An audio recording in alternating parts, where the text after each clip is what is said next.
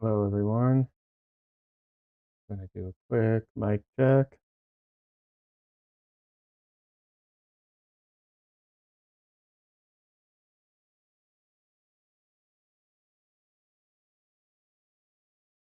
All right, I think that's good.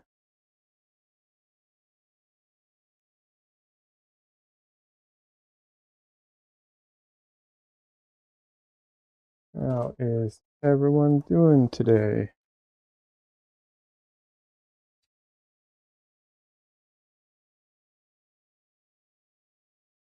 I was hoping to work on a different painting, but did not have time this week to purchase the stuff I needed for it. I ended up doing that today, but that means that I didn't have time to work on this painting during the week either, so I'm just gonna finish this painting today, hopefully. All right, let's get the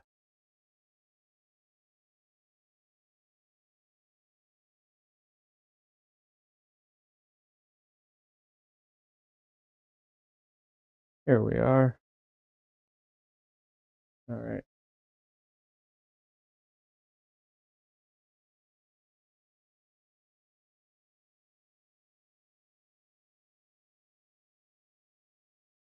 Alrighty.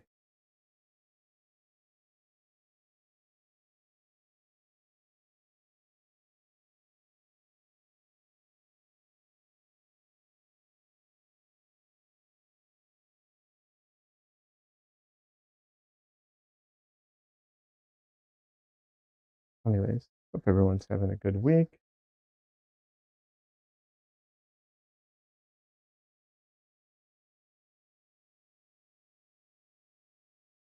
I think this painting is coming together, but I think I'm going to have to adjust some of the overall brightness of the painting.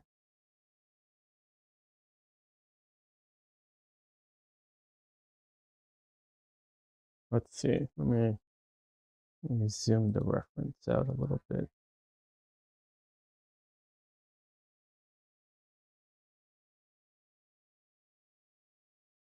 Yeah. Right now, the background's too light. That's really what's messing everything up. So I'm going to have to work on that.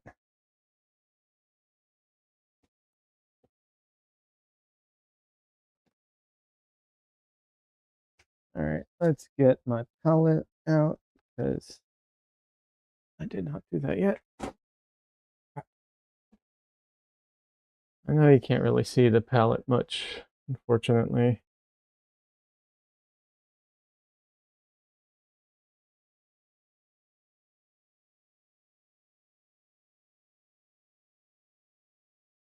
If I zoom out, you could see the palette, but then see far less of the painting. So, you know, I don't know what's the better option there.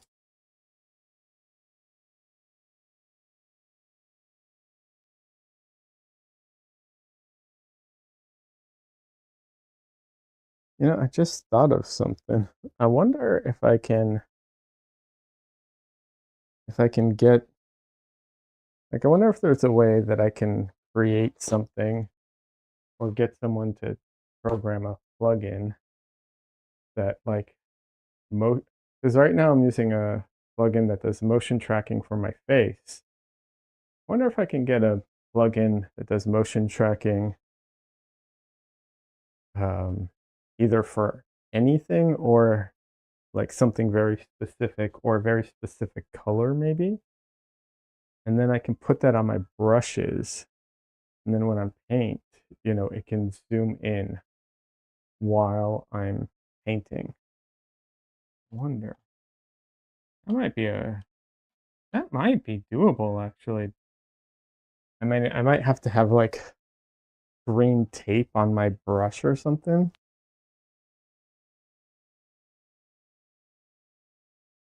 Or blue tape, different color tape depending on like what I'm painting, which will be a little annoying, if I'm being honest. But that might be doable. I wonder if that's possible or how difficult that would be.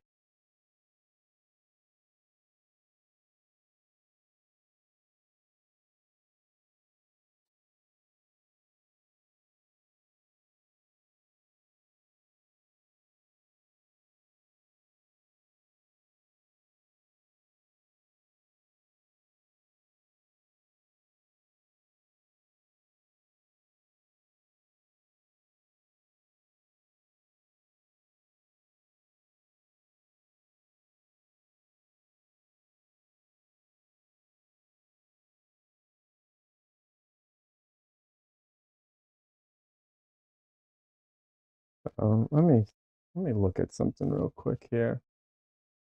Kind of trying to evaluate it. 1 second. I'm getting my brushes out. All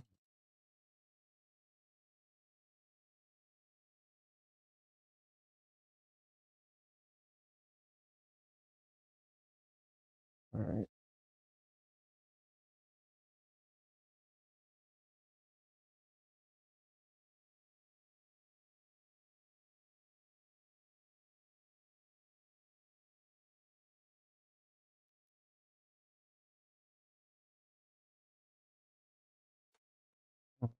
Let's see here.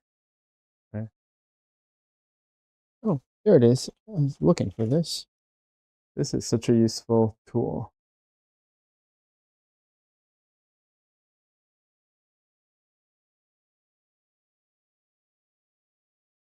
Allows you to just isolate colors.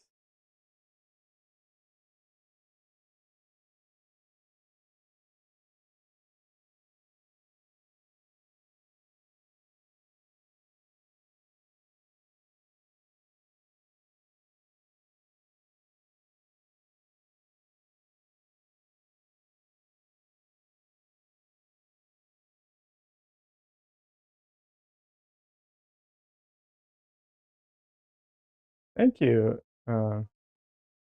Is it Ajax? Is that how you pronounce it? So yeah, this needs to be a tad lighter.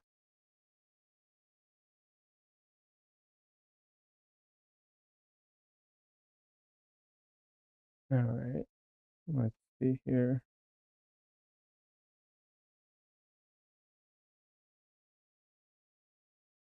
I think everything's dry, unfortunately.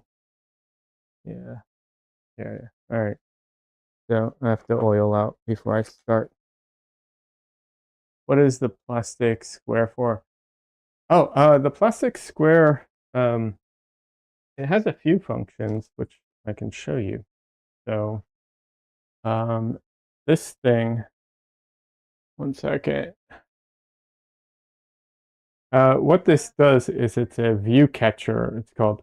So it's supposed to be a 50% gray square.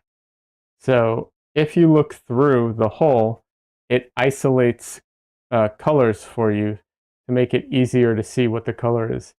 Doesn't work very well with the camera at the moment because, well, I guess it does. It can kind of show you what the color that you're looking at is. So it just isolates it because what a color is so to our eyes is so affected by all the surrounding colors. So this helps with that. The other thing it does is if you go not just plein air painting, but if you draw or paint from life and you want to, you know, look through it and get a composition, and it has here little markings, which you probably can't see, but it says 11 by 14, 8 by 12, 9 by 12. So it tells you, you know, some very popular sizes. On this side, you have 3 by 10, 12 by 16. It's just the proportions, not the actual, you know, it's obviously not the actual size, but it's the correct proportions. So you can line up the square and it you know, based off of the canvas you have. So it's really a cool little thing, and it's, you know, it's not that expensive overall. This one, I think, yeah, this one, the name of this brand is Viewcatcher. I don't think you can see it here, but Viewcatcher. Useful little tool. You didn't know such a thing existed? Yeah, it's a good little tool. There's a bunch of tools for different things. You know, I have. Let me see if I can get to it right now.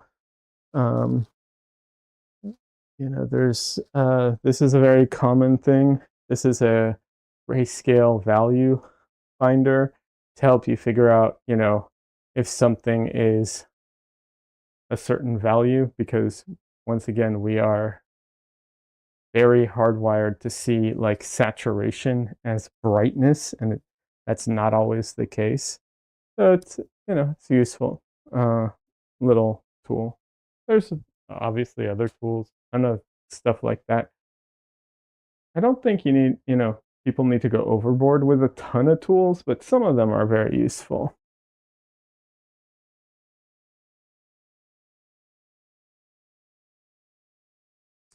So yeah.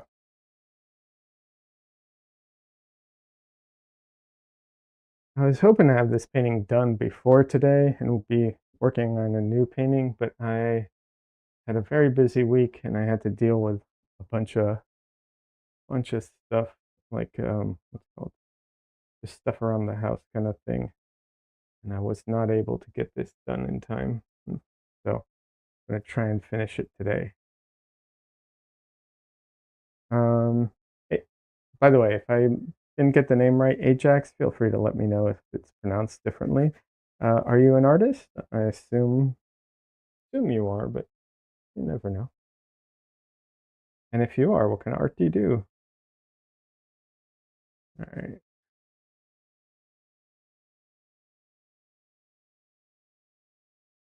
See, I'm oiling out right now, and I cannot see where I'm oiling out, so I have to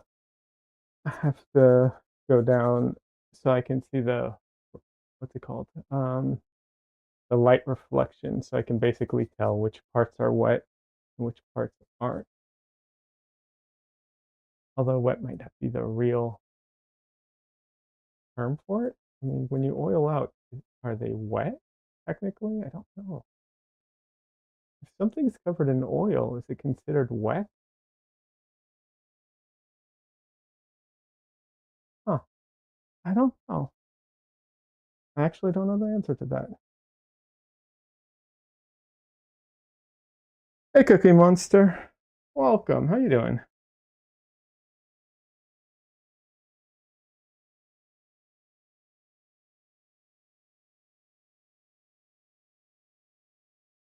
Like one of those questions is, is what is it? Is water wet or not? But if something, but with oil, if something's covered in oil, is it wet? I don't know. Ajax says I wouldn't call myself an artist yet, but I always like doodle and draw all my life. I recently decided to start seriously learning art, though. That's great. Good for you. What kind of stuff are you focused on?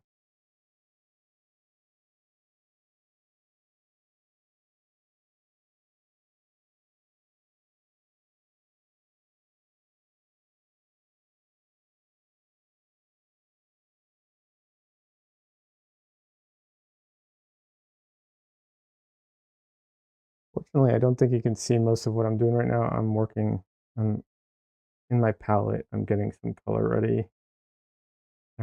Usually, you can see my palette when it's uh, a not landscape but portrait configuration. But right now, because of the dimensions of this, I can't show you my palette and get zoomed in on it. Cookie Monster, if I didn't ask already, how are you doing? How are you doing? What are you up to today?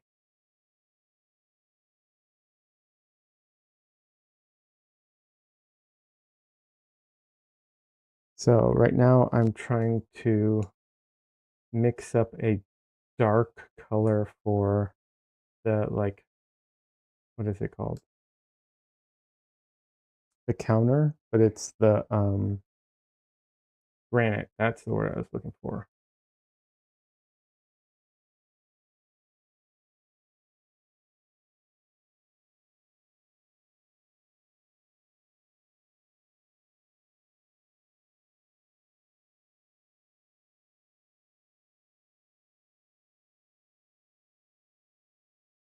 Cookie Monster, I'm sorry to hear that.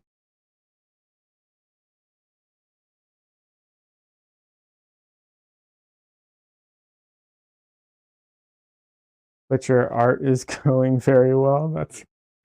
I'm glad your art's going well. I mean, it's hard to hear that you're depressed, man. Trust me, I know the feeling, but I'm still sorry. Still sorry you're going through that, you know? All right, hold on a second. I need more paint. I didn't realize I was out of some of my colors because I didn't even bother looking when I started today.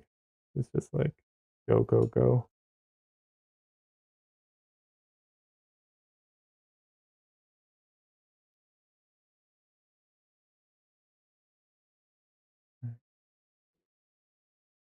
Let's get some bismuth yellow out.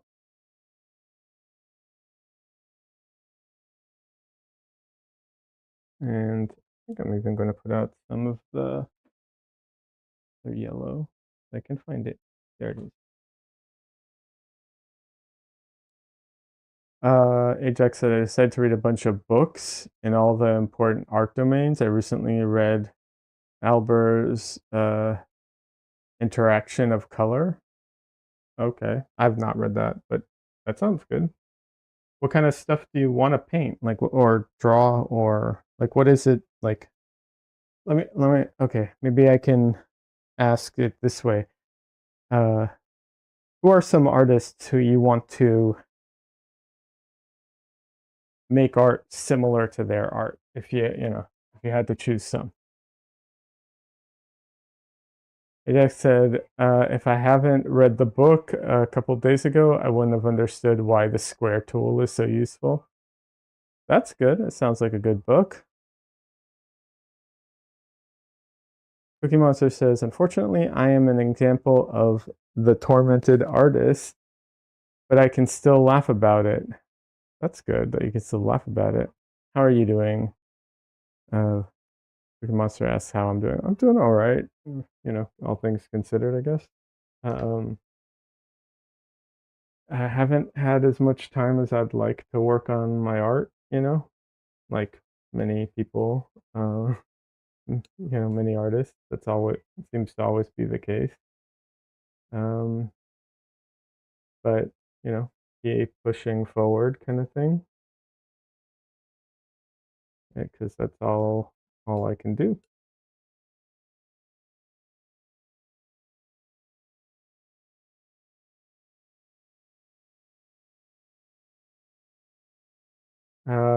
Ajax, you should check out. Oh, I can't.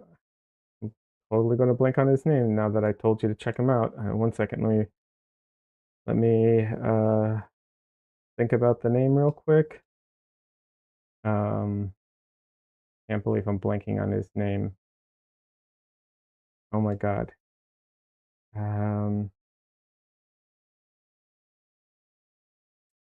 James Gurney. That's who I was. Yeah, you should check out James Gurney. He is fantastic, and he talks about like the relativity of color and has some really good exercises for like working on that and so on.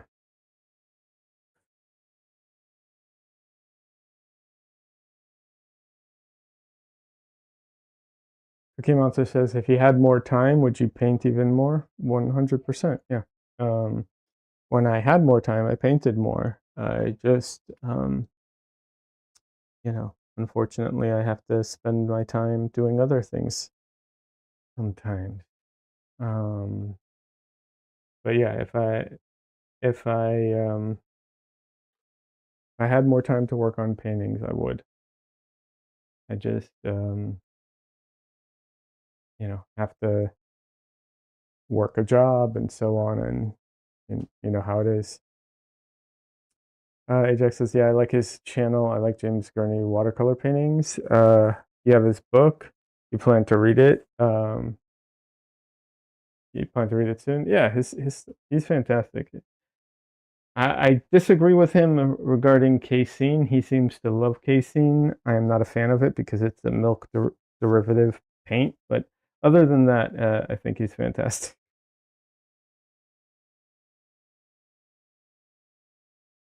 But yeah, 1 second, actually. Let me make sure it's in focus. All right. Yeah, when I haven't been doing YouTube videos lately, unfortunately, but, once again, because I haven't had the time, but when I was doing YouTube videos, um, it was because I had the time to paint and to do them. I still was not hitting my goal because my goal was kind of insane, and, I couldn't really it was too much work for one person, but still got to paint. I still painted a lot more than, I do now, just because I had the time for it. So, yeah, absolutely. I mean, don't get me wrong, there's definitely times where, you go through dry spells and you're not painting as much, or you have to kinda get things prepared, and so you paint less as you're, like, preparing for things. But generally speaking, yeah, I definitely would be painting more if um, I had the time. Obviously, energy is also a factor. There is a limit to how much you can paint. Uh, everyone's limits are obviously different, but yeah, there's definitely some limitations.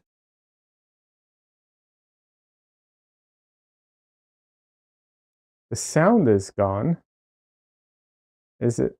It doesn't look like it's gone on my end. Hey, Des. Des says I hear it. Um, huh.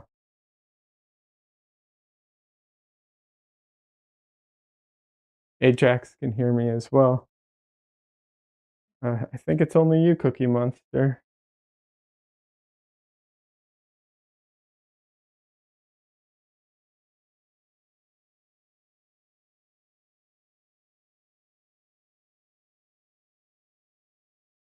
Des, can you tell him it's just him?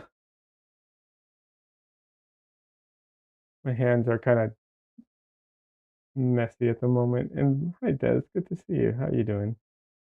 By the way, Ajax, I have two chats running simultaneously. So if if you're like, who is he talking to? That's why. Talking to people on YouTube chat.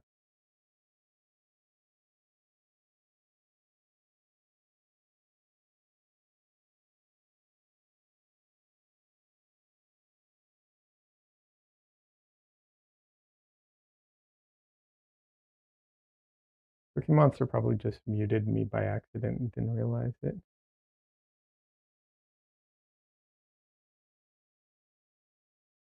Ajax, for a second when you said, "What's that plastic square?" I thought you meant the like plastic square in the painting, and I was about to tell you that this is a cutting board. Then I remembered, oh wait, I was actually holding a plastic square.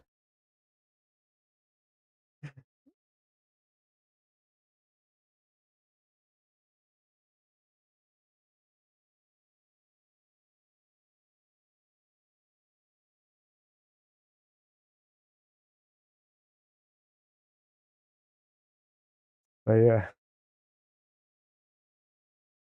so it's a granite countertop, and it's got like a ton of like this, granite texture through it. So I'm trying to use the sponge to kind of mimic that because I am not going to be going through it and painting every individual thing. I coat my canvases with anything before painting in oils. Um, Cookie Monster says, "Oh my god, it's on my end, lol." Yeah, that's what I thought. That was going to happen. That's funny. Um, that's funny, Cookie Monster. So yes, I do, but it depends on what I'm working on. So I don't. I rarely work on canvas, um, just because I'm not a huge fan of working on canvas in general. I prefer smoother surfaces. Um, and so it really depends on the surface I'm working on, how I prepare it. I Depending on what it is, I do use I have used gesso in the past. I'm not a fan of gesso. Um, I do use sometimes oil primer, literally like the hardware store oil primer, or I've used acrylic matte medium. Uh, but I'm always working on rigid things. Some of them I don't even need to prime at all because there's no need for it. So it just kind of depends on what I'm working on. Let me see. You think the sponge works well for the effect? Thank you. Um, so for wood, I either gesso or the oil primer is my go-to. Um, for um, for ACM panels, because I also work on that. That's an aluminum composite panel. I also um, I also use the oil primer for what is it called? ABS plastic panels. When I worked on the ABS plastic panels, I didn't have to. I didn't need anything on those. That that was great. I didn't have to prime them at all. Just straight paint. I do, generally speaking, I do like the acrylic matte medium for a lot of things. You can put it on paper. You can put it on wood.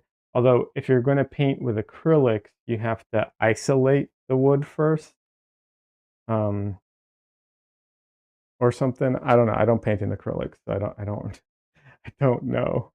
Um, I cannot teach you how to prime things in acrylics.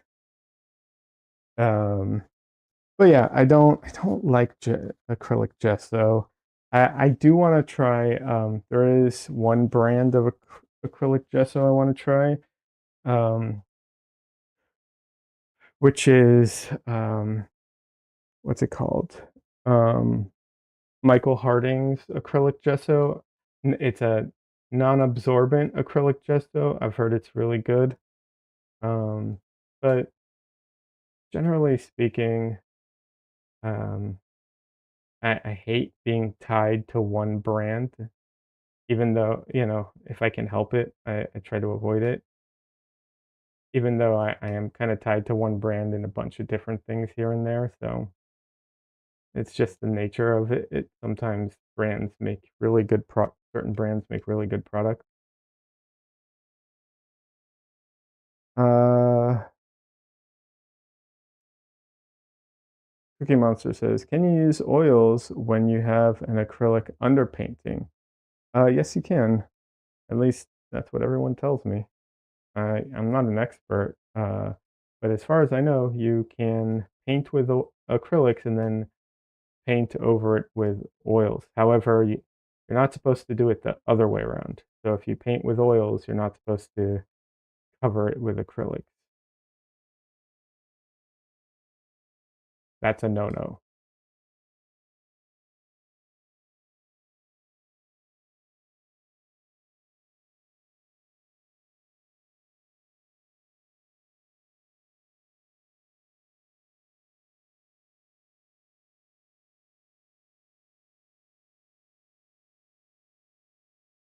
All right, one second. I'm trying to mix the right color here.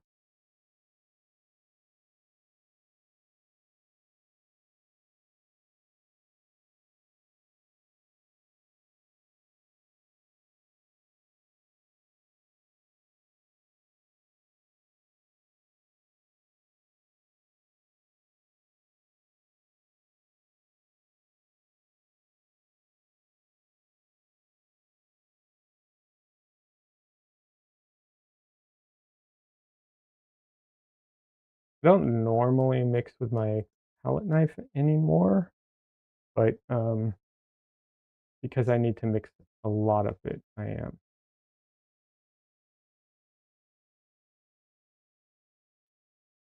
Nothing wrong with mixing with palette knife, I just don't normally do it as much anymore. Let's see. Hold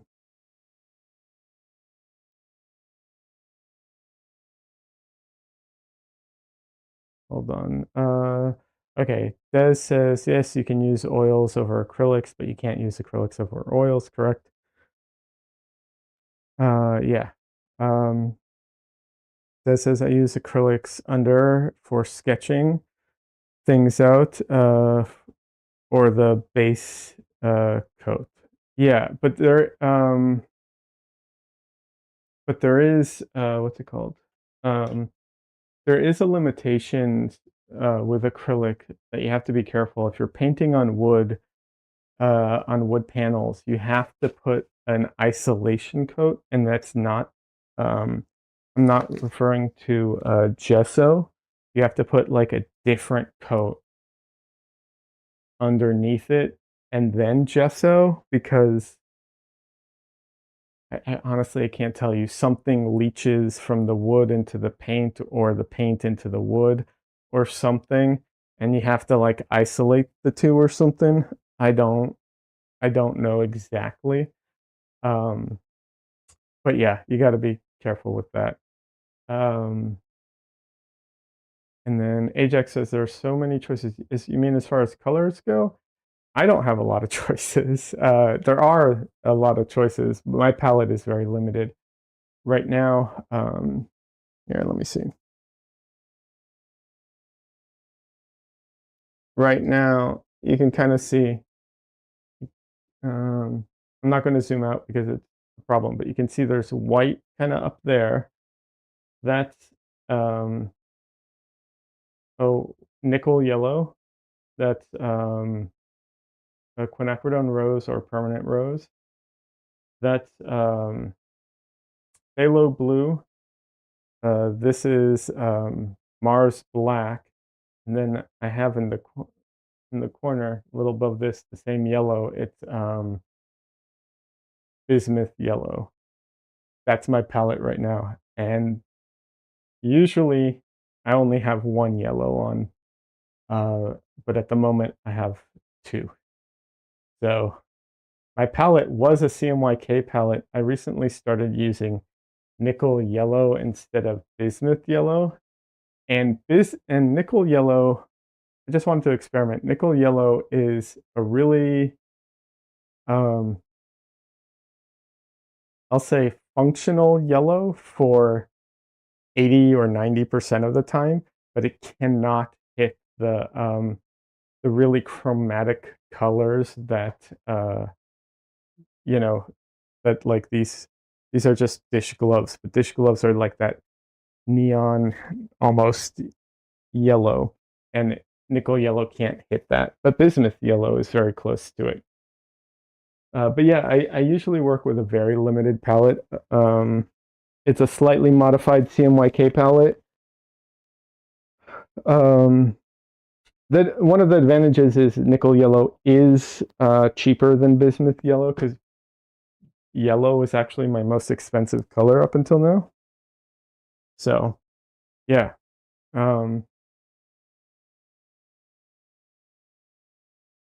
But yeah, obviously there's a bunch. I have other colors, other tubes of paint and other colors, and yes, there's so many options that you can go for.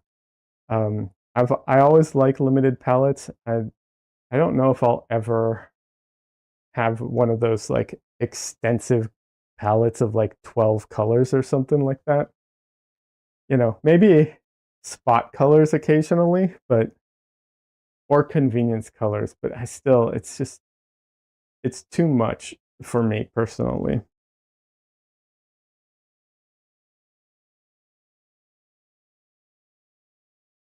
However, I do think I might try to do a few paintings with a very different palette at some point.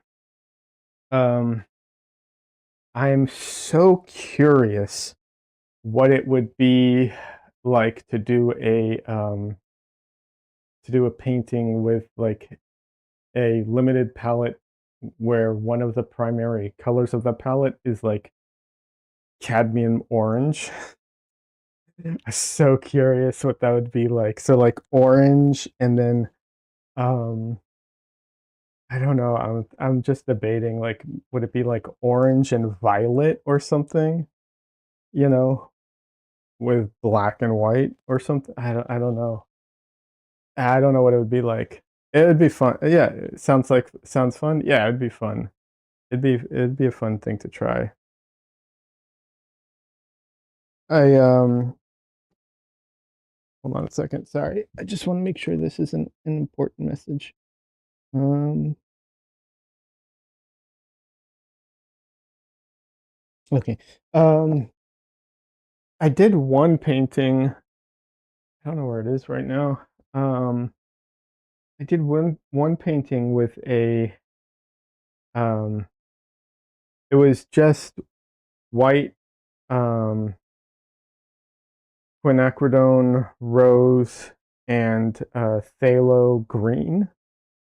No, yeah, phthalo green, and that's it. Because phthalo green and quinacridone rose, if you get the right ones, of course. Each brand is different, but if you get the right ones, they make a chromatic black.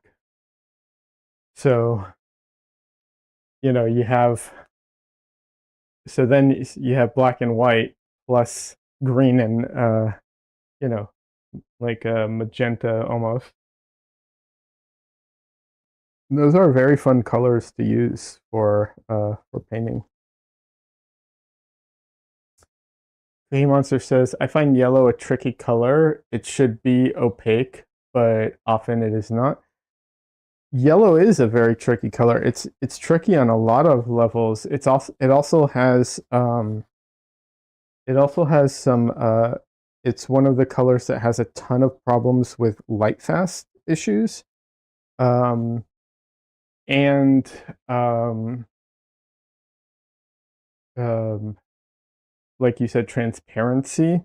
And also it's a problematic color in general because like it only exists in a like higher value. Once you go down in value, it kind of changes to something else. So it's one of the most problematic colors, honestly. Um, yeah, if you want opaque, the most opaque uh, yellow I think that I've tried is the cadmium yellows.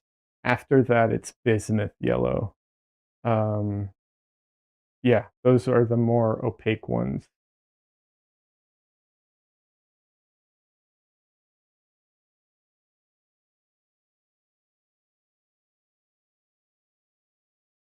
Yeah, the value is also very difficult with yellow. It is. It's a very problematic color, and like I said, you got to be careful too with the light fastness because one of the colors one of the most popular yellows is Hansa yellow, or it's a variation of Hansa yellow. Um, like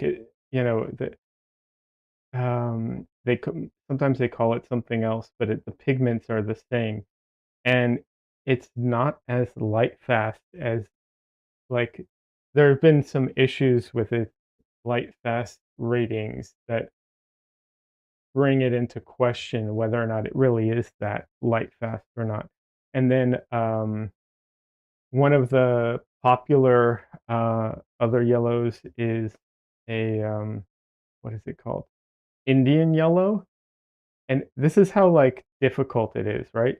So Indian yellow has like if you're getting real Indian yellow with the correct pigment, not a facsimile of it, the real Indian yellow is there are two variations of it, and the pigment code is the same, even though there are two variations of it. One's opaque, one is transparent. The transparent one is actually the more desirable one overall because it's a better yellow that has more versatility in it. However, it is also not light fast. It is they think it's as fugitive as what's it called? Um, oh my god, um, the red, alizarin crimson, which is really, can fade really fast. Um, so that's and then the opaque version is light fast, but it falls. It's not as useful as the color because it can't. It doesn't tint to such varying degrees as the opaque version. And then in addition to all that, you don't know entirely which one you're getting when you buy it because it doesn't distinguish between the two a lot of times. So, all to say, it's a really problematic color. I have done a deep dive into this. Indian is a good color. I've heard that, but it's got problems, man. It's got a lot of problems.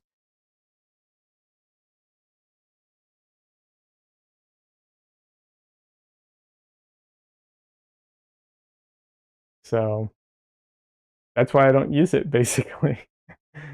That's why I don't use. I only use bismuth and now nickel yellow.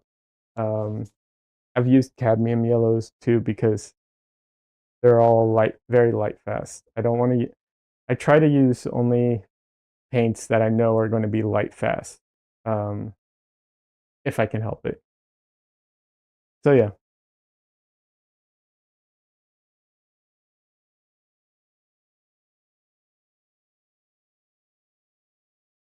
okay, that looks better. I do think I need to like do something to it a little bit, but it's a good start.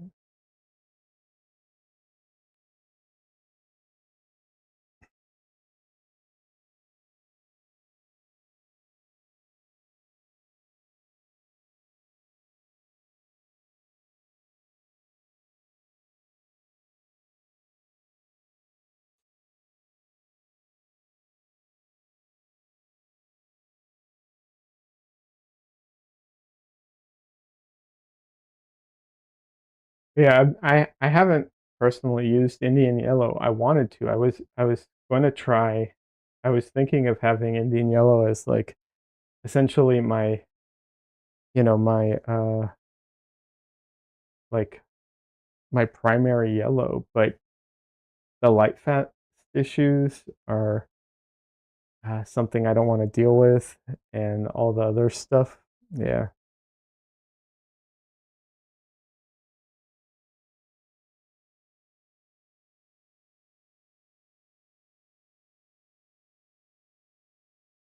And don't get me wrong, there are ways to minimize how much it fades. There are some things that can be done. And some people also don't care about that stuff as much. Some people feel like art is meant to be fleeting and to fade, and there's some beauty in that. And I'll tell you the truth, there is something to that in a way, because like, have you ever seen I saw someone recently who showed like supposedly what the Mona Lisa um is supposed to look like. They have like a sketch version of it that um wasn't exposed to the elements as much, and the colors are all like more you know true to what they originally were, and it does not look nearly as good as it does currently, even though now it looks all messed up. But there's just something to that like messed up aspect to it, like that actually adds to it. So I don't know. It's a tough one. but it's something about it just looks wrong when it's like a bright sunny day in the background, and blue sky and just like you're just like, yeah, this doesn't look right. I know part of it's just because, you get exposed to it that way and so it doesn't look right, but yeah. But could that be because that version you are used to? Ajax, it absolutely is because that's the version I'm used to. Absolutely. But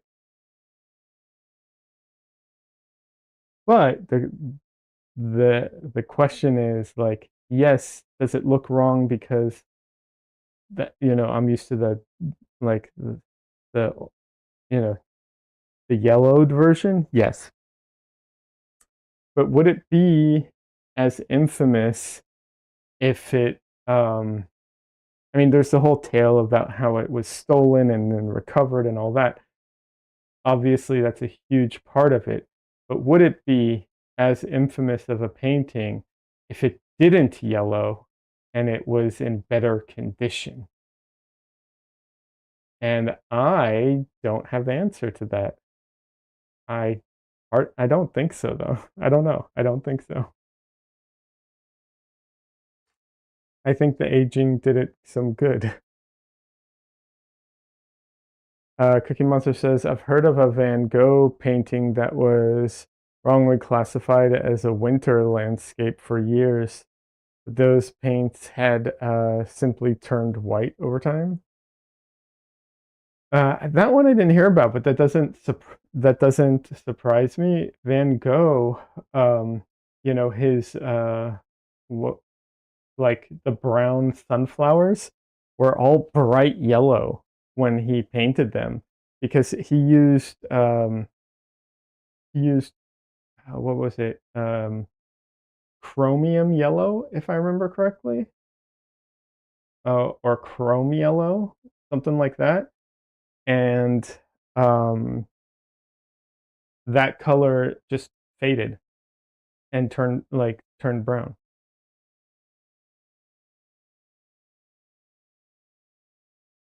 But it was supposed to be, bright sunflowers, you know. And not that he cared that much about the sunflower paintings, honestly.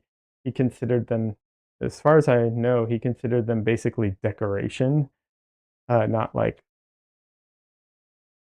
quote unquote art. But yeah. The sunflowers had at least 5 yellows in it. Indeed, it has turned brown. Oh well, okay. I didn't know about all the yellows it had in it, but yes, I did know that it did turn brown, and that is, unfortunate. And that's what I would like to avoid with, my paintings. That's why I'm very careful, generally speaking, about which colors I use.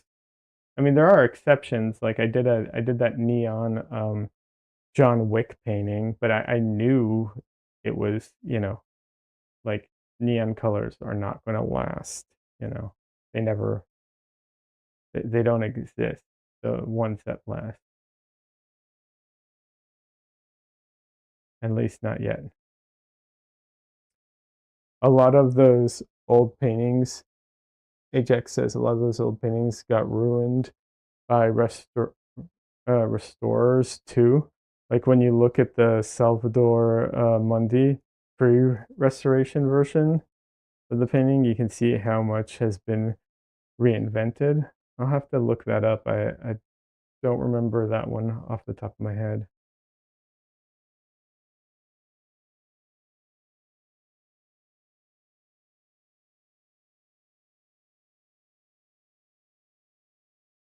There's that YouTube channel that he does like restorations of paintings. Um, I know there's some controversy around him, around some of his techniques, but to his credit, I will say all the like overpainting he does is always reversible. So technically, you could always undo all of that work. I don't know about other restoration jobs, but yeah.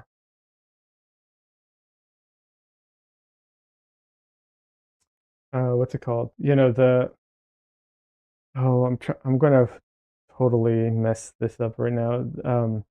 But the Van Gogh, the whole story that he cut off his own ear. I heard some theory that it wasn't actually him. He didn't actually cut off his own ear, but it was his friend who was a painter. Um, and they had been fighting, um, and he was basically covering for his friend, who supposedly who may have been the one to cut off his ear.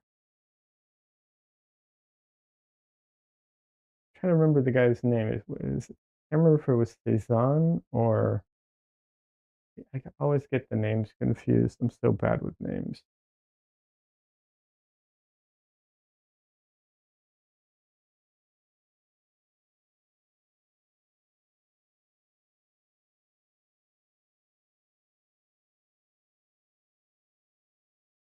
Ajax says, "I think I heard that theory too." Yeah, I like that theory. I think it's interesting. I think it adds like I don't want to say adds depth to it, but it has more like I don't know, it kind of just makes more sense other than him just going crazy, you know. Van Gogh painted with Paul Gauguin. Paul Gauguin, that's it. Yeah, yeah. Thank you. I always get the names mixed up. I don't know, there's something that kind of makes more sense to me about it than like, oh, he just went crazy and cut off his ear or, you know, this waitress or whatever she was. I don't remember anymore. Um,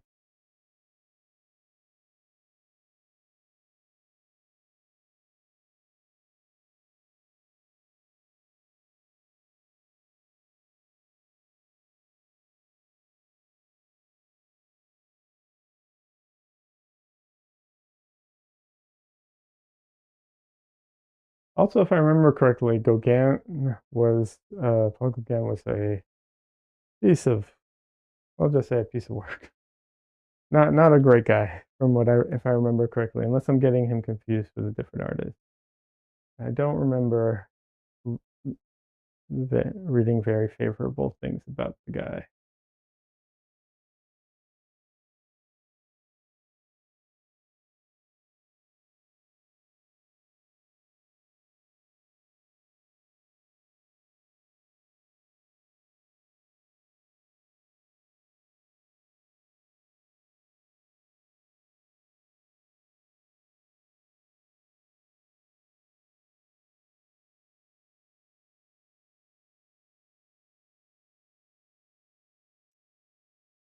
Uh,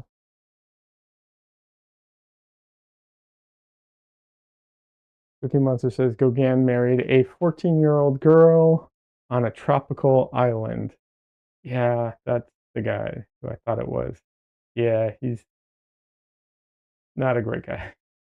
So to me, it makes sense that he would be, it fits with the whole like, oh, he was actually responsible for what happened with Van Gogh.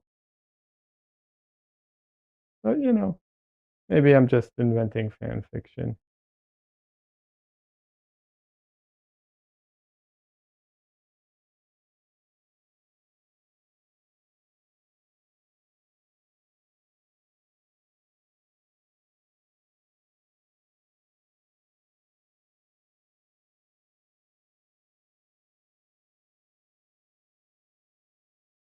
Cookie Monster says, but Hitler also was a painter before. True. I mean, don't know what the connection there is. You don't have to. You can be a bad person and a painter.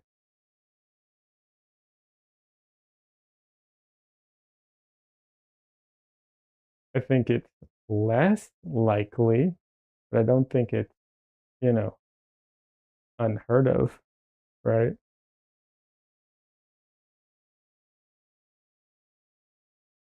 I just think I think artists are less likely to be like really horrible people in general. Um, but they can be.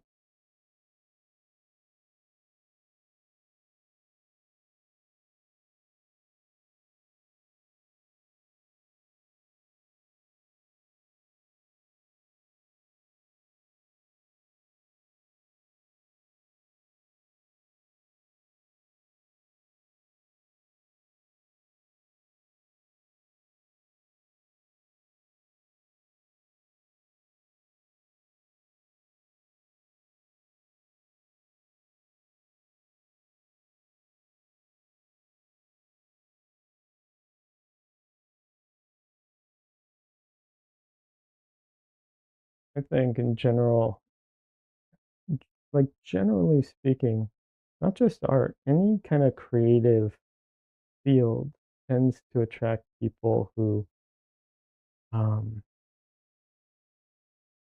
they're generally more interested in, creativity and often more like kind of connected to their own humanity in different ways.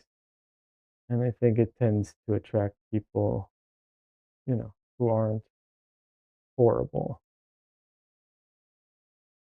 but, they exist still. Not always the case, just more often.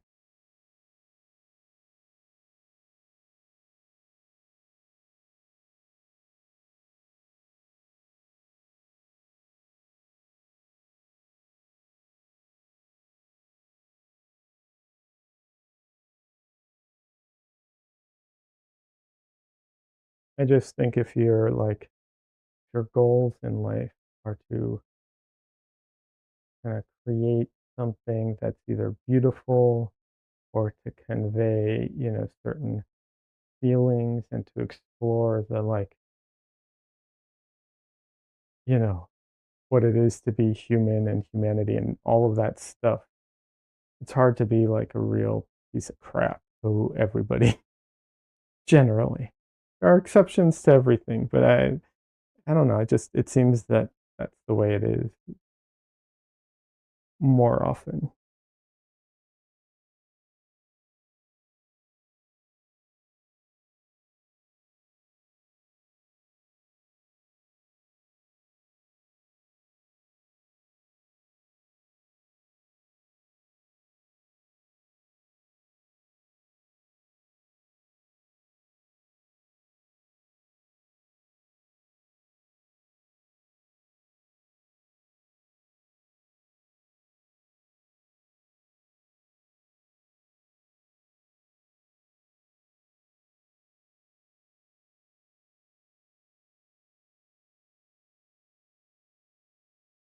Also, if I remember correctly, when it comes to Van Gogh, I mean, I think a lot of people think he committed suicide, but my understanding is he was shot by someone and died.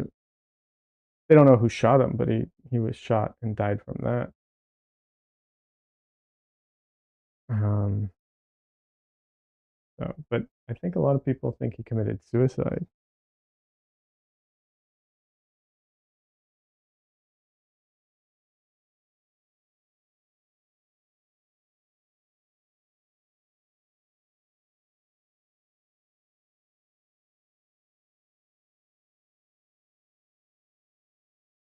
Also, I think they think he was in a psychiatric home when he died, but my understanding is that's not the case. He was out in the field painting when he was shot and like walked back to the city or something while being injured is my understanding of it, if I remember correctly.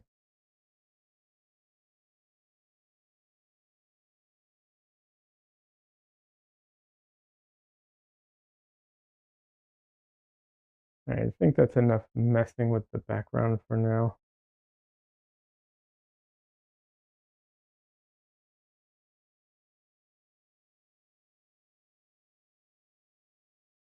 It's so interesting. Art history can be so interesting, but man, and some of the people who teach it are so boring. Monster says he died 2 days later in the arms of his brother who had come over. Yeah, yeah,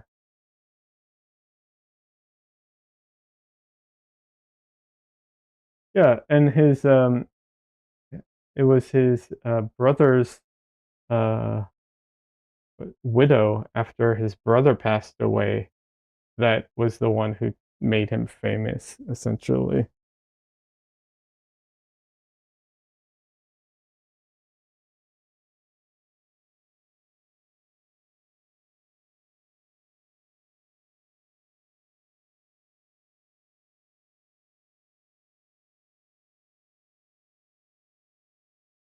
Oh, god damn, phthalo blue.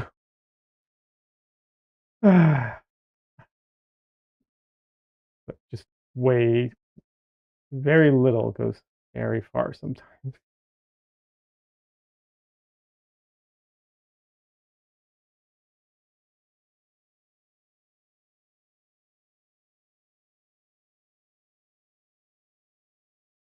But yeah, I'm definitely not an expert in art history.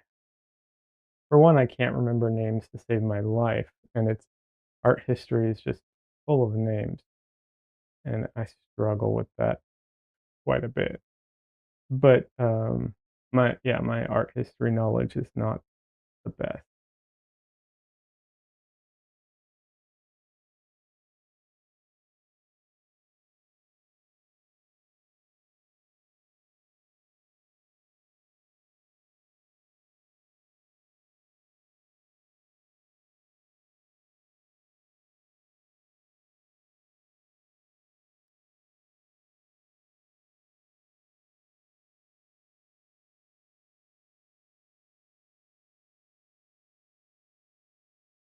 Des says it gets everywhere. Phthalo blue, it does get everywhere. Phthalo blue is a difficult color to use, without a doubt.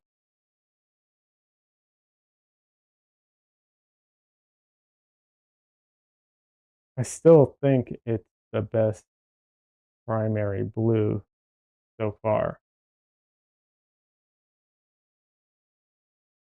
but it is a difficult color to use.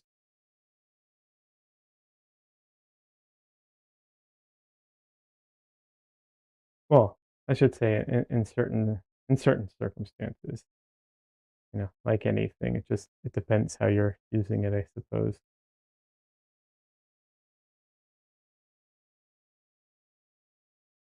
But yeah, little goes a long way. It's very overpowering.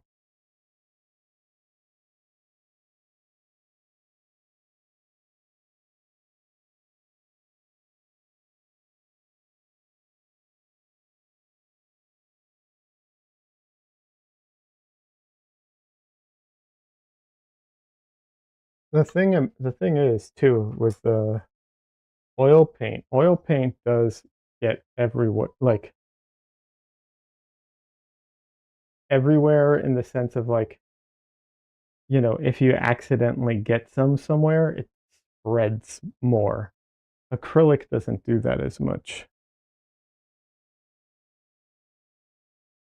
And the reason is because acrylic dries too fast. So it can't spread as much, so I guess a point to an acrylic's favor in that sense.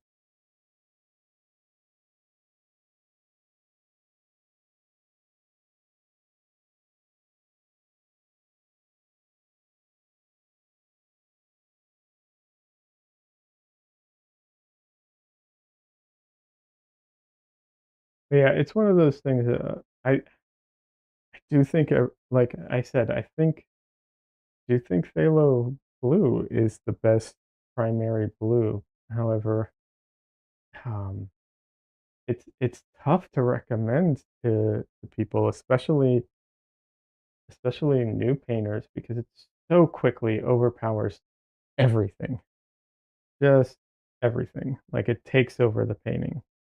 But I don't know, I still think it's such a good blue.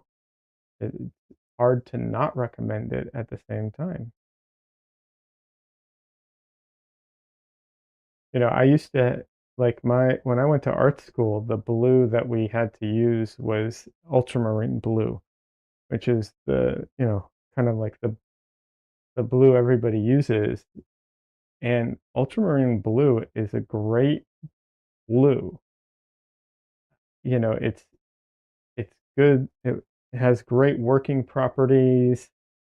Um, I think it's pretty well priced.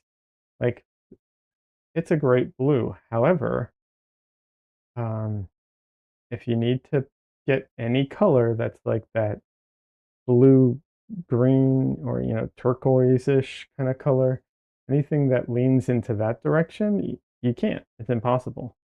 It does not have the ability to make those colors. And, that's such a huge limitation. So I don't know how, I don't know why it's so common or like the one that everyone recommends because it's like it's so limited. Cookie Monster says ultramarine is perfect for mixing with other colors. I mean, in the sense that it works really well. It's a good mixing color. Yeah, it doesn't it doesn't overpower it as much in that like in that sense it's great. Yeah, absolutely. But once again, you can never make like a turquoise or cyanish type of color. You're just like that whole spectrum of color is just unavailable to you. Personally, I can't, like I struggle with that.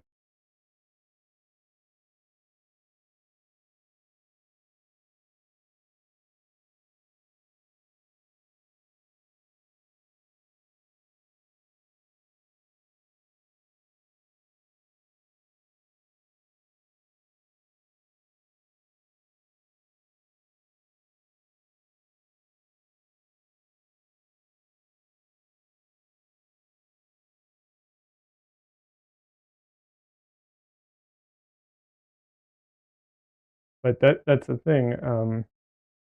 Phthalo blue, even though it's not a perfect, what's it called?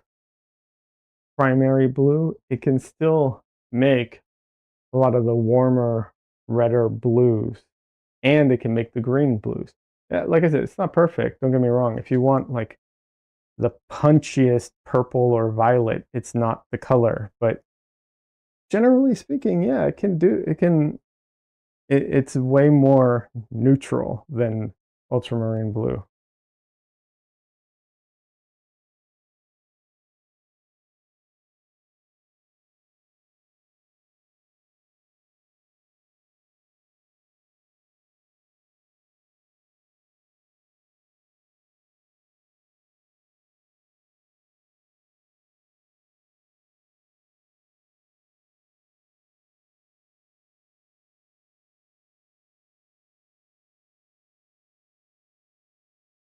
But the one of the huge disadvantage to it is just how you know how overpowering it is and how much you need to like how little of it takes to just completely saturate the entire painting. So there is a it's not a perfect paint, and I have done the thing where like I had it where I did a painting and I basically the whole painting turned greenish blue kind of a little bit, and there was no way to stop it. I couldn't cover up the paint. I couldn't mix it out. I couldn't do anything. I actually had to wait for the paint to dry, and then I could cover it. Once it dried, I could cover it. Of course, it's not magic, but um, usually that I don't usually have to wait for my paint to dry much in order to do something I want to do in my painting. That was, you know, there are exceptions to that rule, but yeah, that was one of them. I could not continue working on the painting. And no matter how much I tried to cover up the blue, paint it out, I couldn't. I just had to wait for it to dry and come back with and paint over it.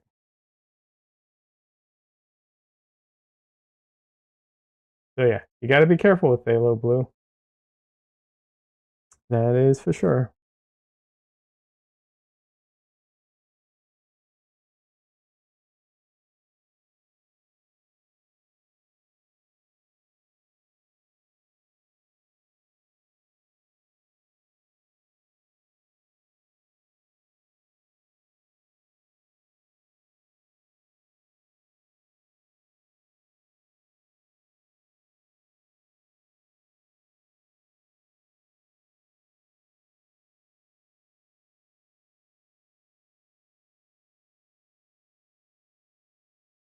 I also used it once for to what's it called? To lay out a painting, just and it dries much slower that way. If it and it created a lot of problems that way as well. I don't recommend it for laying out a painting. I thought it would be no problem, but no, it was not. Surprisingly, quinacridone rose, which is a very strong color and bright color, is still a much better color for like laying out if you want to lay out a painting or something.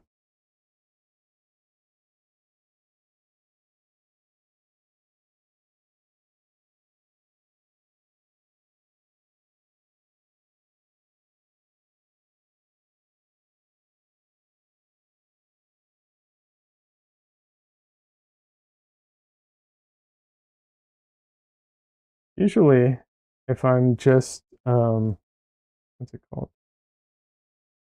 If I'm just like sketching in the painting, and I know I'm going to be covering everything up, I'll just use whatever I have left on my palette from my last painting, unless it's overwhelmingly phthalo blue, then I won't.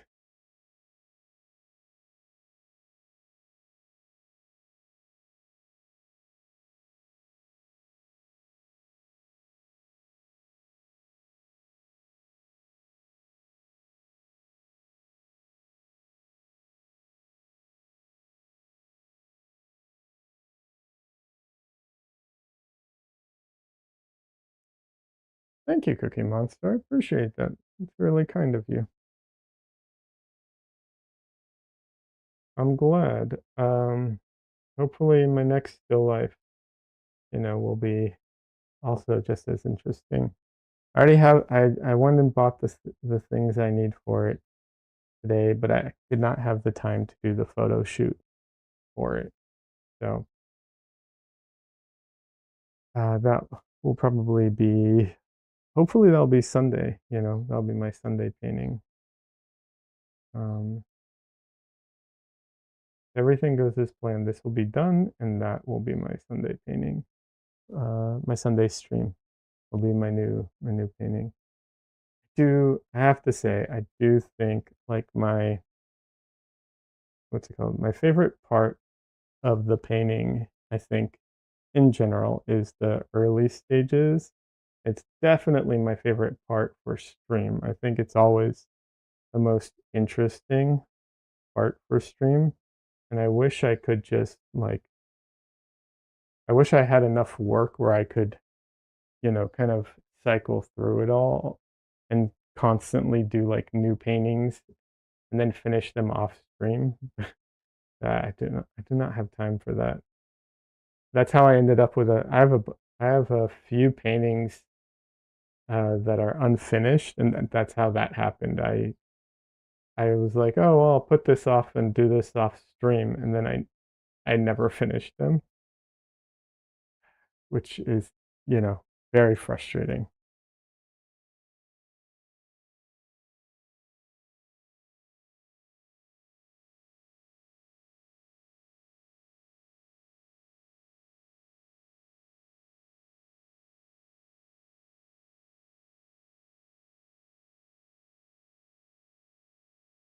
My favorite part of a painting is cashing in. Fair enough.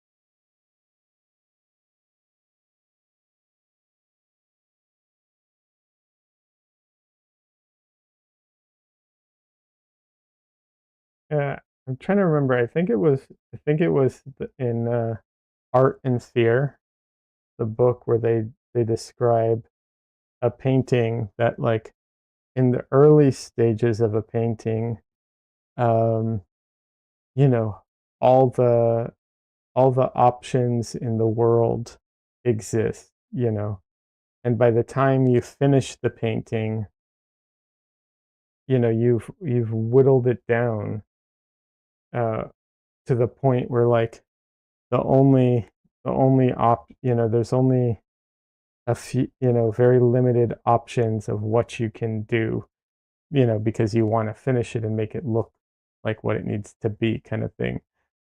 And I thought that was such an interesting way of looking at it. And there's definitely some truth to that.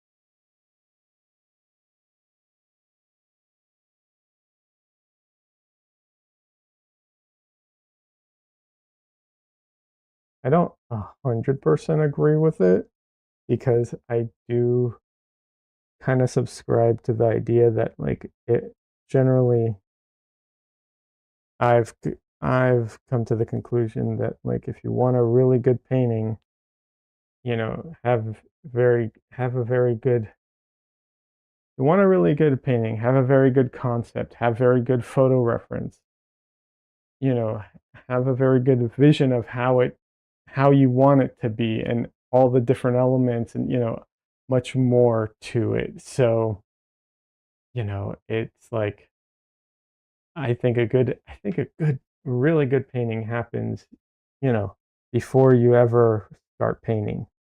But I understand the concept.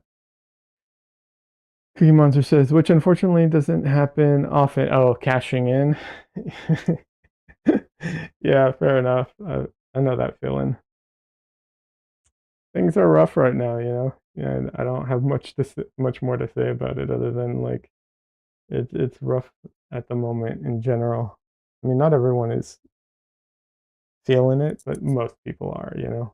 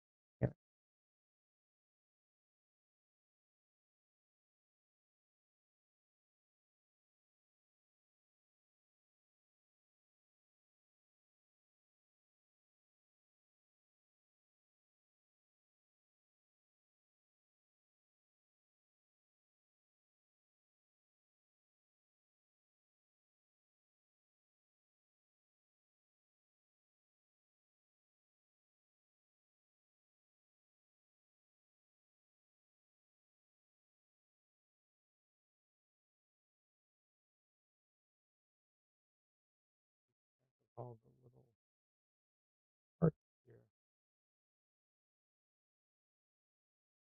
here. It's the thread of you know, the jar.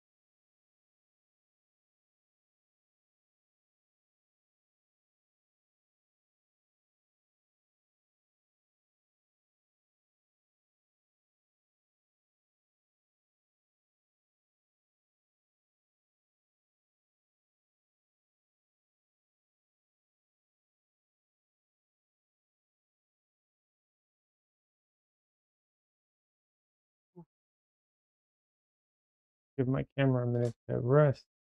Otherwise, it'll overheat. It's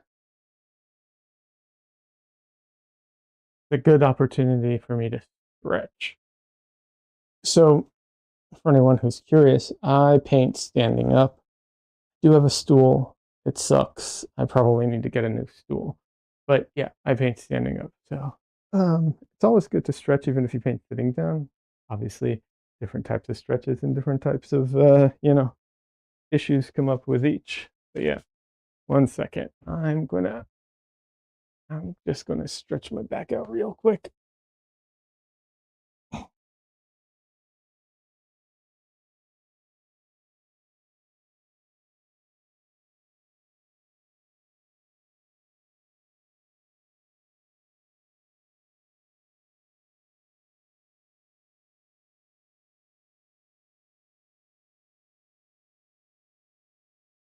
I think I'm going to the chiropractor tomorrow.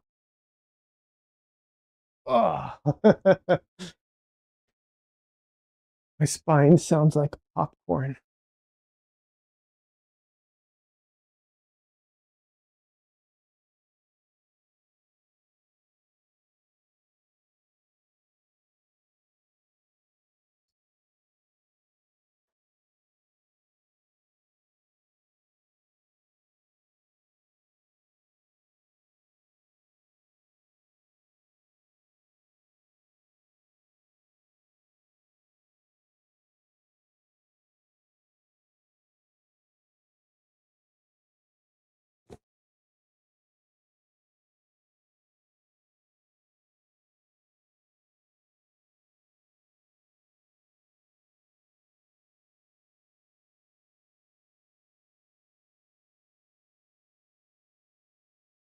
Um, Ajax, if you're still here, uh, someone you might enjoy on YouTube doesn't put out a lot of YouTube videos anymore, but he does have a Patreon.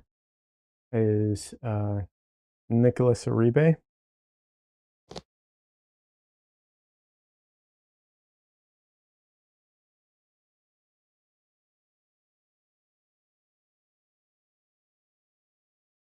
Nicholas Uribe is a really good artist. You might enjoy his paintings. Everyone, I always uh, recommend him. That says, "Yep, yeah, he's really good."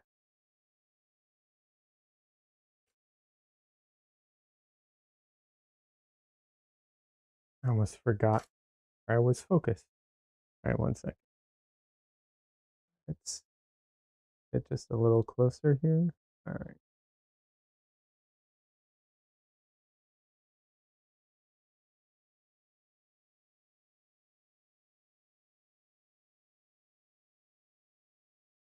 All right, I'm trying to put in a little bit of detail here. So let's get into the details a little bit.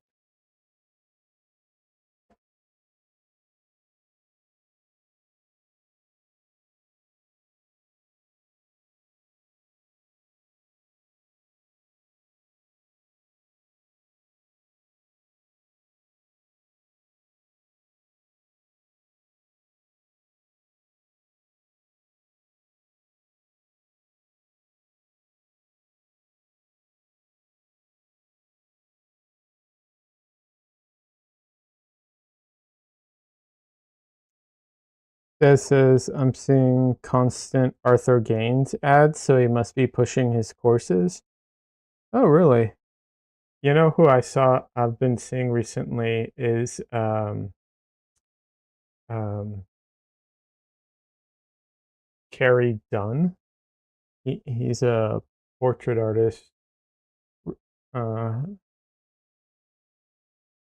I have to disclose that I'm somewhat friends with him. I met him at portrait art at the Portrait Society a couple of years ago. He won an award. He didn't win the grand prize, but he did win an award, and he is really good and really nice. And he has a new course or class. I think it's a course, like online course thing out. Um, and I mean, like I said, he's really good. So I'm sure it's a fantastic class. Um, I I haven't taken it. I can't say for sure, but you know, if if I'm going based off of his paintings and he teaches regularly, that's also worth mentioning because sometimes people are really good at painting, but they're not like good at teaching. He teaches regularly, so I can't imagine his course not being phenomenal.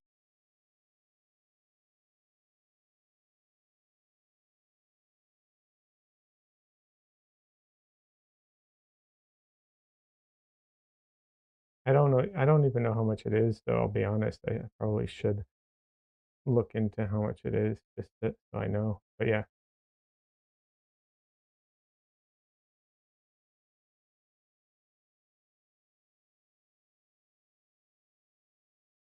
Gary found it. Yep.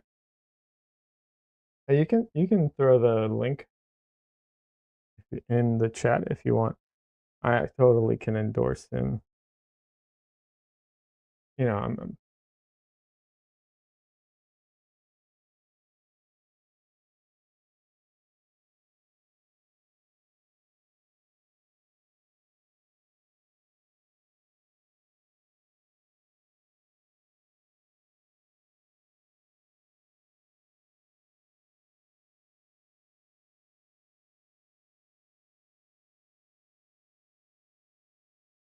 like I said, I haven't looked at the price, so I don't know if it's super expensive or not.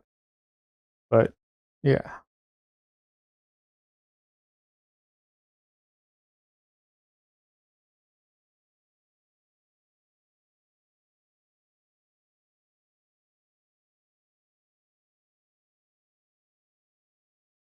that's his Instagram. You'll try and find the link to the course. Sure.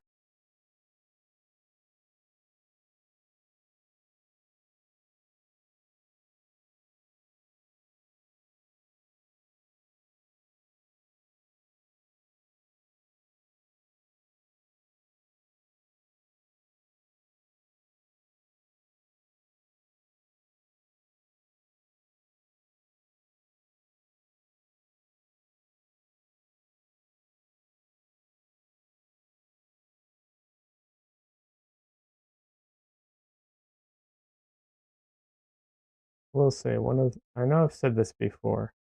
One of the things that is frustrating about working this small, sometimes it's actually makes it harder than it does make it easier. The only One of the only things that I find very frustrating sometimes it's just like, man, I wish this was slightly bigger.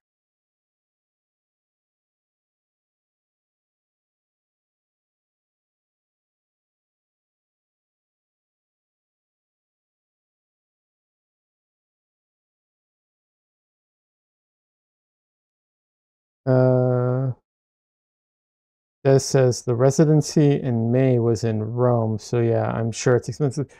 Oh yeah, no, that's different though. He has like an online class now, not the residency in Rome. I'm sure that was expensive. That's a whole ass experience type of thing. I wish I could do that. Hey, Donley, welcome. Donley just jumped into Twitch. By the way, for anyone who doesn't know Donley, he streams on Twitch.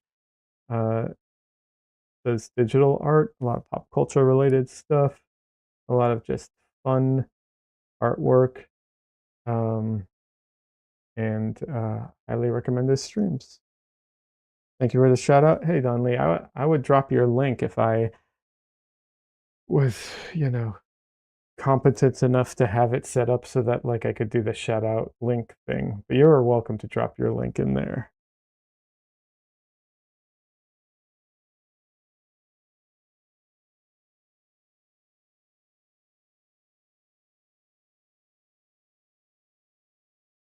Des says he knows how to do flushy flush, that's for sure.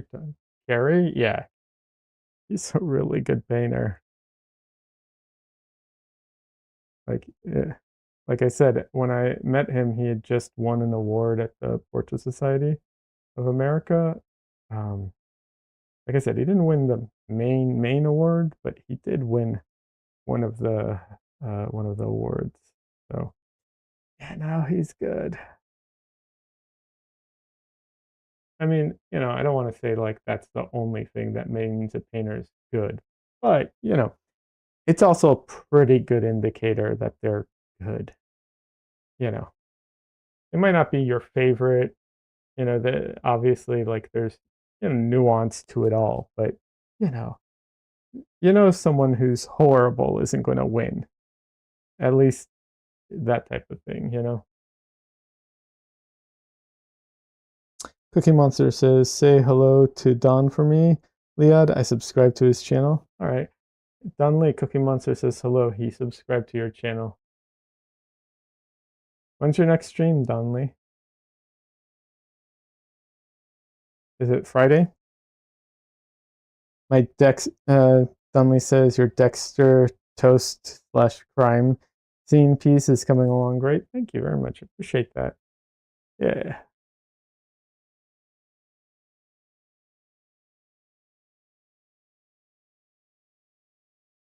It's so funny. I didn't even think about Dexter until someone mentioned it in one of the previous streams, and I was like, oh yeah, this really does kind of remind me of the Dexter opening type of thing.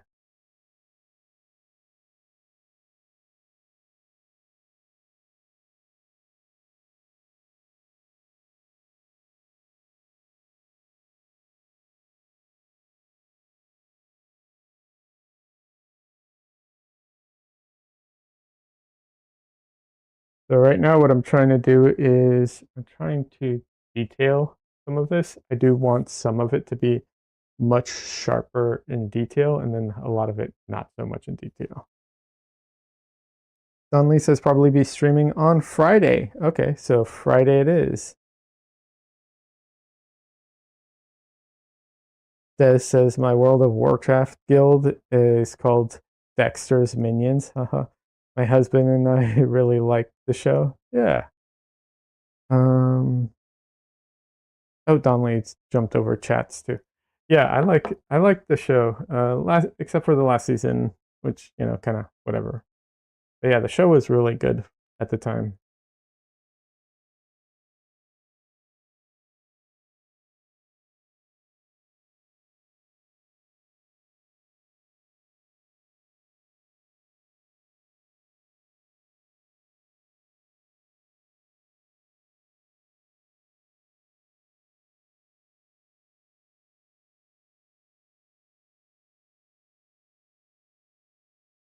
Des says, "Yep, last season bad." Yeah, yeah. Well, whatever. Doesn't mean it wasn't a good show. Just means that started to come to an end. I don't know.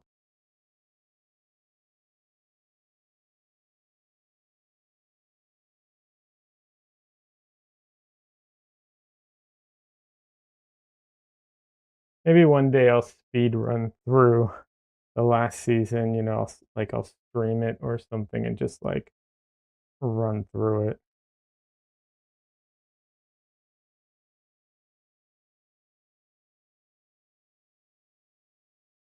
Donley says I haven't watched any of the new Dexter shows. Anyone know if they're any good? I haven't either. I just can't imagine how could it? I mean, how would it continue? I don't even know how the original show ended.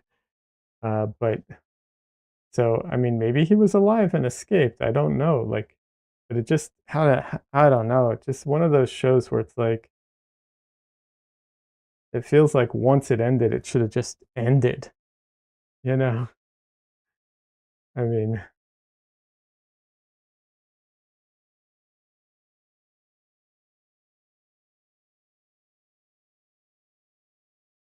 it just feels like some shows when they end, they should just end. There shouldn't be follow up or next season. Like I don't know.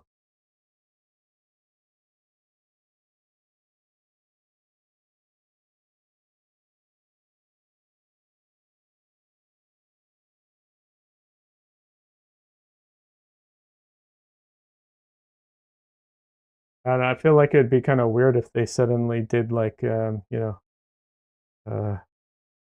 The Sopranos or something, suddenly.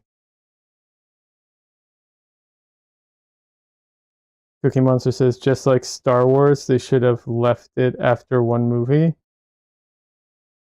Well, I mean, three technically. I don't think they should have left it after the first one. Um, you know, I'll say Star Wars. I'm going to disagree with you there. Ironically, even though I'm not a fan of most of the Star Wars movies, but I am going to disagree with you. I think Star Wars was one that had the potential and openness to have a ton of sequels and spin-offs and everything that made a lot of sense. I don't think they pulled it off very well, but I do think it had the world building for that.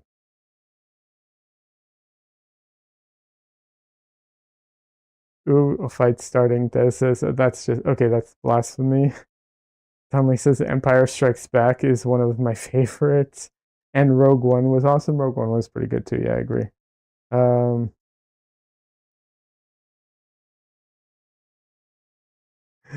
I haven't seen Andor.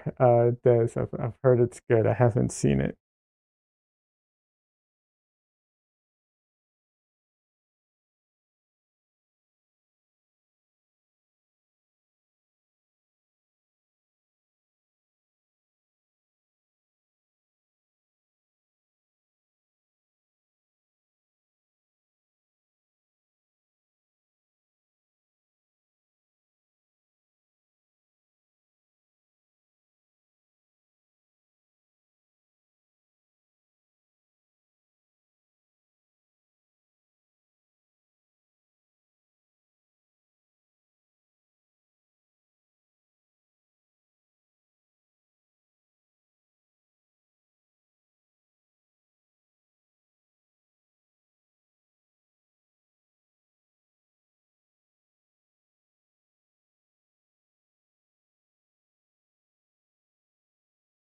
That says you must see Andor. Okay, okay. I'll be honest. I'm a little burnt out on Star Wars because I watched I watched a bunch of Star Wars stuff, and it was just like it was trying to remember what it was that I saw. It was I'd watched the Solo movie, and then there was the I started watching some of the Mandalorian, and then there was that other one um with the what was it?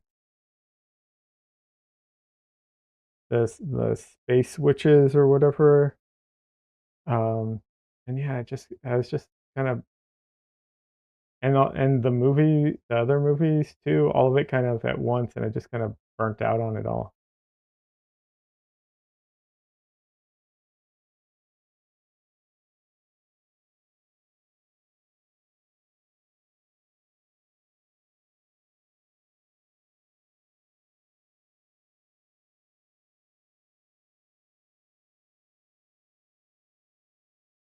Donnelly says, um, I think I know what Cookie Monster was saying.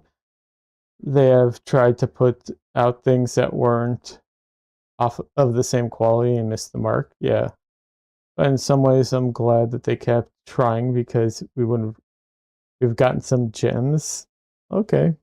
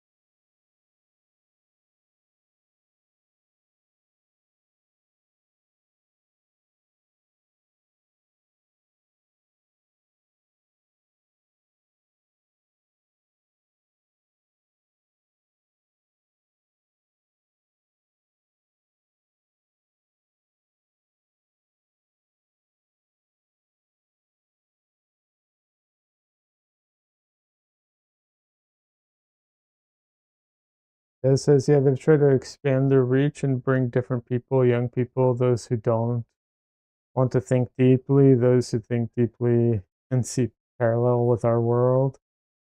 Oh, wait, I missed something.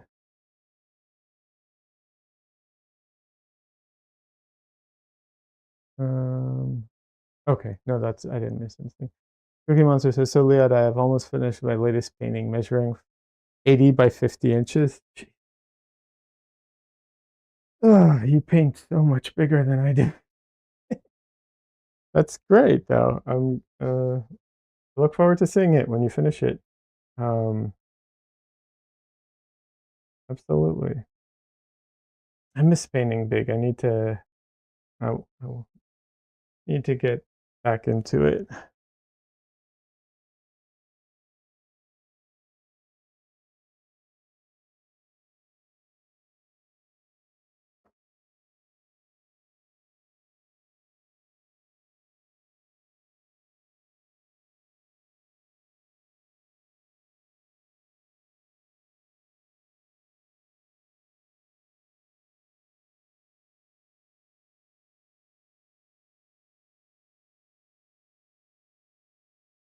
Yeah, the biggest oil painting I I have done is a 30 by 40 painting. Um, done larger paintings in the past when I was younger. Like I did a kind of mural in my room, but yeah, um, 30 by 40 inches. But I need to do another large painting. I don't know how large. Probably not as big as that, but still, you know, still larger.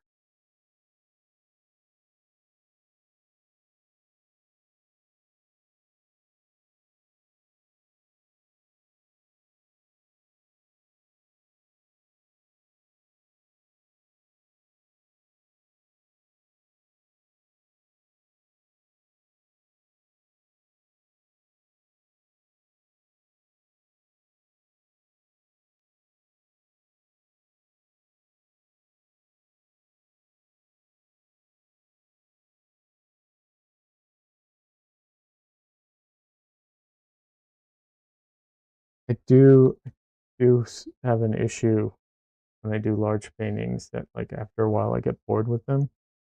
So if I do, it'll be good to have more than one painting going on at the same time, ideally.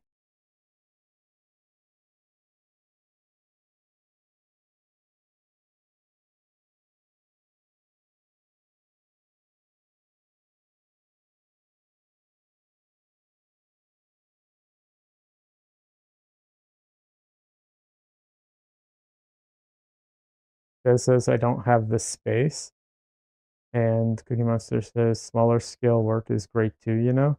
Size is not what gives a painting its value. I wish I had more smaller work. They sell better. They do, generally speaking. Um, they're easier to sell because the starting price is lower, generally speaking. However, you're right that scale doesn't give a painting its value overall. You're absolutely right. However, there is something really enjoyable about large paintings too. Like not exclusively. I would not want to exclusively paint large, but I have mostly exclusively been painting small. And it'd be nice to break that, and do something a little bit bigger again.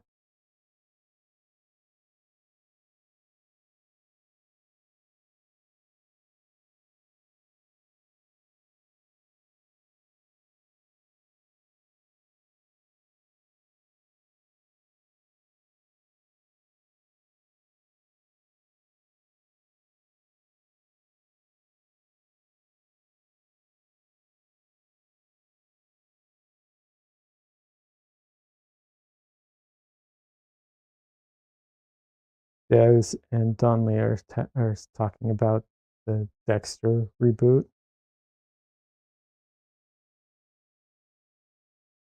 Donnelly saying they could retitle it My Life as a Teenage Psycho Killer. They could use that song, Psycho Killer, whatever it's called. I think it's just called Psycho Killer. I could make that the theme song.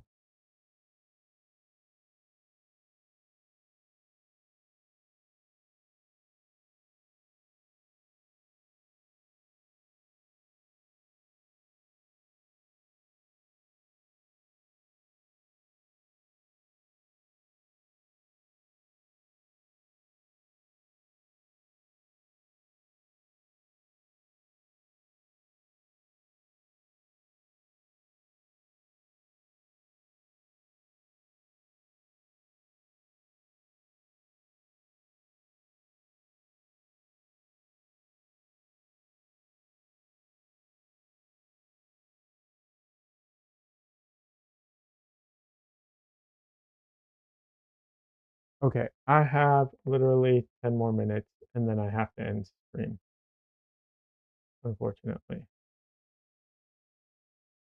Just giving everyone the heads up.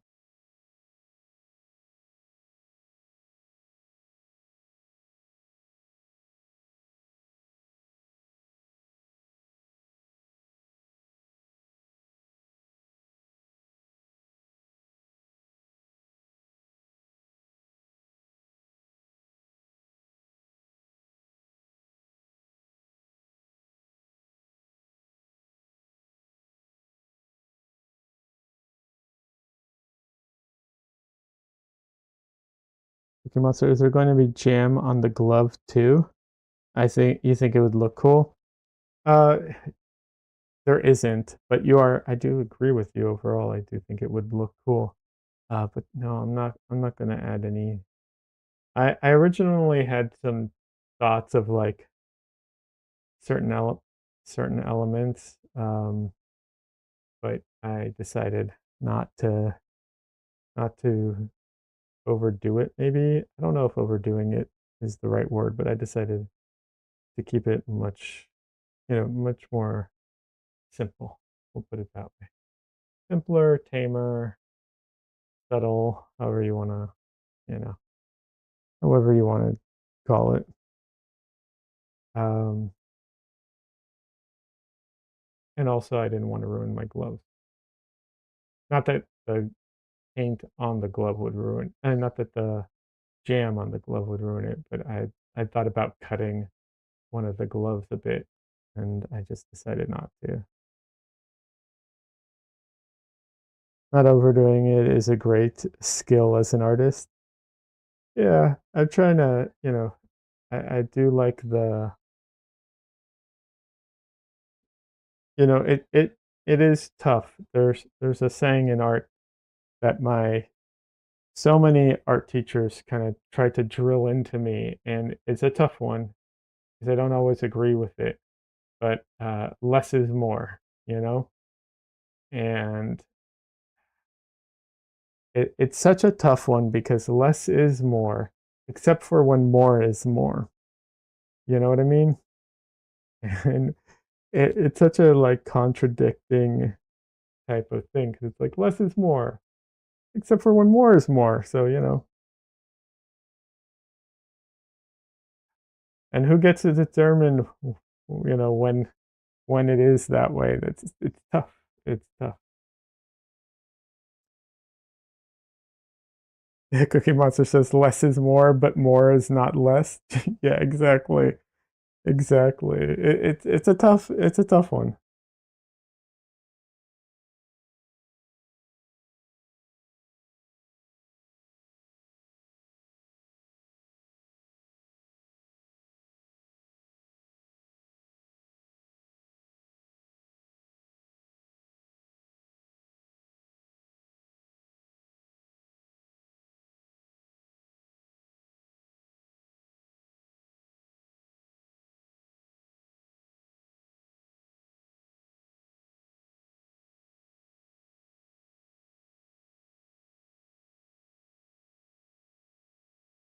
It really is one of those weird things about art where it's like, there's the easiest way. I would think the like easiest way for me to demonstrate this is just like certain comic book artists.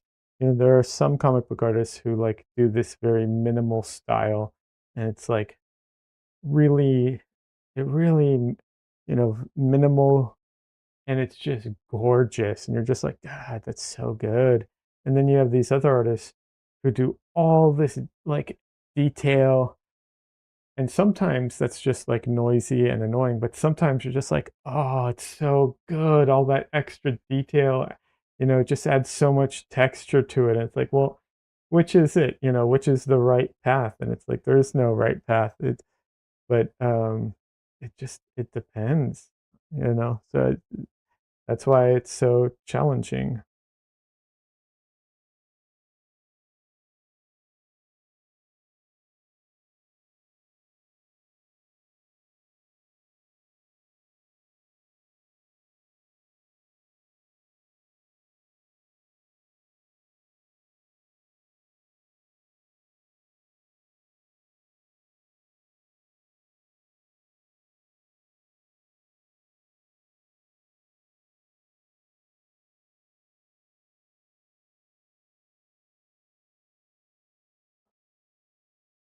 Yeah, I haven't heard that one.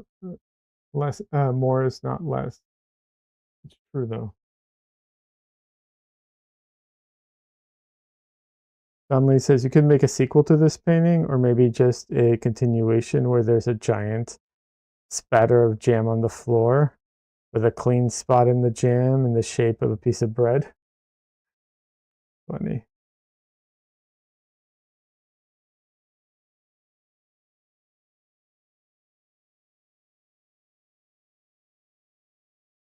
Actually, I'll say this: the next painting does involve a toaster, but that's all I'm gonna say.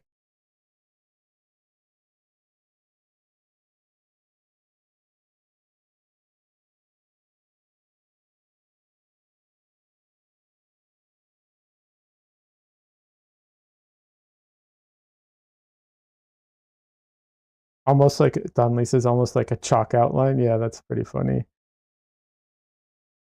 It's a good idea. Your body moved from the scene of of the crime, right?